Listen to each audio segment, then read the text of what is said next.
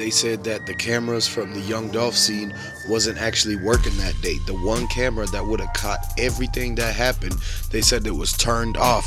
That only happens if they trying not to show everything, man, because now if you really go and look at it, some Gotti and them CMG tried to buy the Young Dolph footage so that it would never come out. And the fact that how did the people at the cookie shop, like Raven, she said that her dad was inside the shop and he was holding Young Dolph saying stay with me, and everything like that. And she even said it in the interview right in front of the store right after everything happened. But then all of a sudden she comes on and says that she was not even there at all, and that her dad, when her dad was asked, he said he wasn't in the store. So why does she say all of that stuff in the beginning, and then all of a sudden they change their mind and say that he was actually not even there?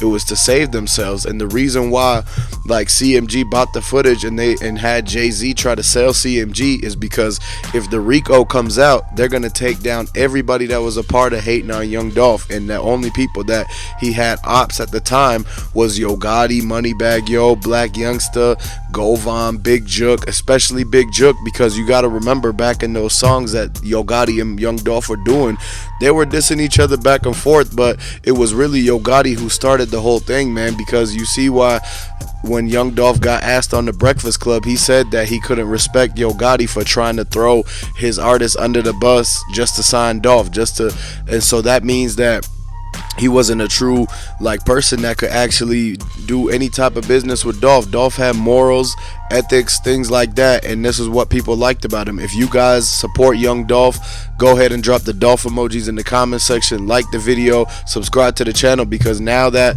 they're requesting the footage, they have to provide it, because nobody has ever seen the whole entire thing of exactly how they said it happened, where Dolph pulls up in the parking lot and walks in through the front door. Why are they all of a sudden saying that the footage is missing from that and that somebody bought it? And now when somebody buys the footage like that, one thing about all these footages is that it's owned by the security company that they got the cameras from, and so somebody could call them or email them and buy the footage for hundreds of thousands to millions of dollars, and they don't have to release it because now they own the footage. Or if they get subpoenaed by the feds to release the footage, then what they're gonna do is basically edit, chop it up, make it blurry, make it so that you can't even see what happened, and then zoom in to one part, and all of a sudden it goes from being a 4K footage to a blurry, pixelated screen and everything like that. This is how they try to get away with hiding all the evidence. But one thing you got to understand was that Young Dolph, he was very respected in Memphis, and so the karma is gonna come back on all the people who were involved, because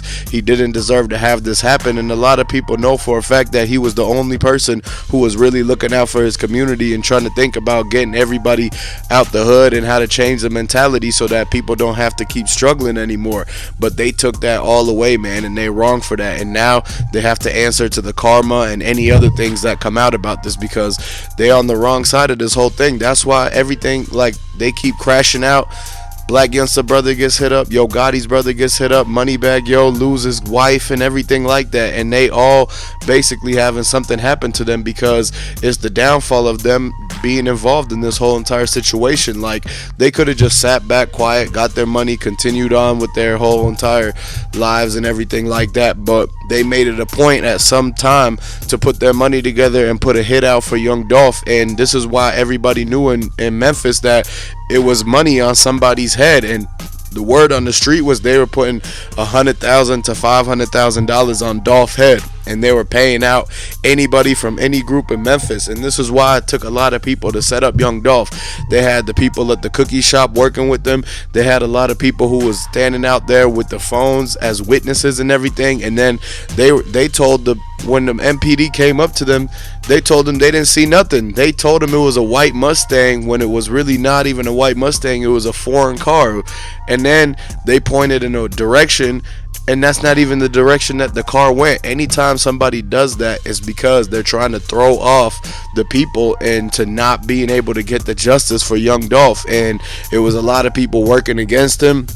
But what you got to understand is that the whole PRE camp, they still represent for Young Dolph. They bought the $1 million of Young Dolph chains with like 10 chains for $100,000 a piece, the PRE chains, and so they still wearing it. They still got the blue dolphin emoji chains, and Young Dolph said that he was going to give all of his jewelry out to the artists and everything like that. He left $12 million worth of car collection to his son Trey, and he had over 100 different properties. You could search all this up. Young Dolph was one of the biggest real estate owners in the whole Memphis, and that's another reason why they were trying to take him out, because he was leveling up so much faster than Yo Gotti. The reason why Yo Gotti even bought that soccer team was because Young Dolph was about to be part owner of the Memphis Grizzlies, and so Yo Gotti hurried up and scrambled and tried to get a deal together just like Young Dolph. He said he went to his manager. He said, I want the same thing Young Dolph wants. I want the same thing Young Dolph is about to get. All of these people try to copy Young Dolph. They was jealous of him. He was doing it big. He was doing it more than just rap, more than just music. He had a lot of different hustles, and what people got to realize is that he was going to be the person that was going to get everybody out and was going to be the one that could invest back into the city and buy back and build back their hood a lot bigger and better. And Yo Gotti and them just couldn't stand that, because they never even thought to get to that level, man. They thought that the whole point of their life was to basically give their life to the streets and do anything for the streets and try to live that type of lifestyle, but it catches up to you quick. Now look at it. Look at how that turned out for blacyoungsta's brother. Look at how that turned out for bigjook, Yo Gotti's brother, and look how it's going to turn out for everybody else that's remaining. They're involved in this RICO. The feds have a 99% success rate, so they're definitely going to do what they got to do and put two and two together and come with the evidence. The last thing that's missing is the footage, and they already got the whole VIN number of the Bentley truck and seen the pictures of it driving in front of Airways at the cookie shop. And they know for a fact that that's the same Bentley truck that CMG bought for moneybaggyo.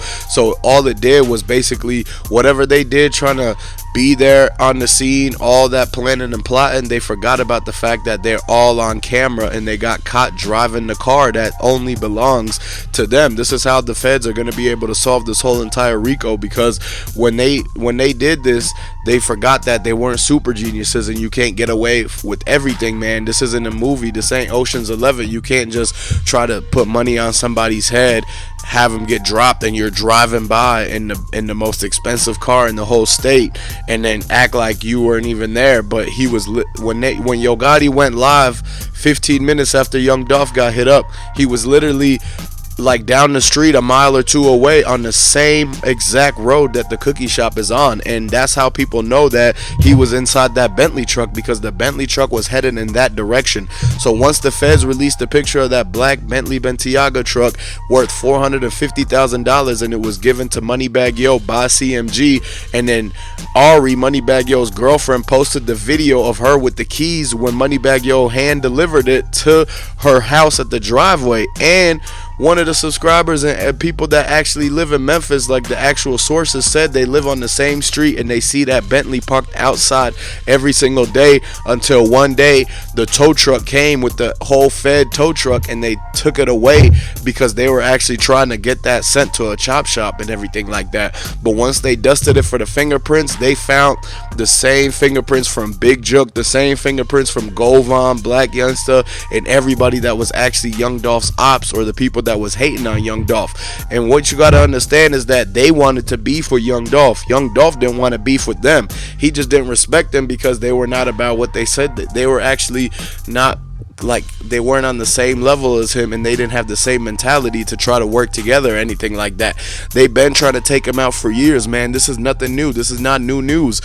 What you got to understand is that from all these times that they try to take out Young Dolph, they already kept tabs on them. The feds have been watching Yo Gotti, CMG, blacyoungsta, moneybaggyo, Govan, bigjook, Shondale Barnett, Devin Burns, Cornelius Smith, Straight Drop. They've been watching them for a long time, because each and every single one of them got heat put on them for all the stuff that they were doing. And then once they were caught at that meeting at the Privé restaurant the night before Dolph got set up, they were literally drawing it out on the chalkboard, on the whiteboard, exactly who was going to pop up at the cookie shop, from what angle and what car they was going to use. This is why they try to say that the white two-door foreign car that was taken and they said it was supposed to be taken from Covington, and then but it ended up not being the same car. They found out that that was Black Youngsta's ex-girlfriend's car, and that was the car that they was using to do a lot of the drills. And that's why when you look at the photos from Instagram that shows the dudes JoJo Splat, Straight Drop, and whoever else, they had that car on their Instagram post with the license plate you could see, and then they had it in the music video in front of the house that they dumped the car back on Bradley Street. And you got to remember, one of the neighbors that seen everything going on ended up getting hit up, man. So this is why the feds, every time they go to each one of these scenes, they end up finding out that CMG was just right there. Yo Gotti's hitman was just right there. Govon and bigjook just sent a hitter right there. And they found the shell casings, they found the fingerprints, the gloves, and the mask. And now they're tying it back to the exact people who tried to set him up. And this is why the Rico's coming, and moneybaggyo, blacyoungsta, and Yo Gotti, they're all hiding out right now because they know they're about to get caught, man. RIP to Young Dolph. Send my condolences to Dolph. If y'all a Dolph fan, go ahead, let me know where y'all from, who you rocking with. Put the Dolph emoji in the comment section. I'm gonna catch y'all later. Peace.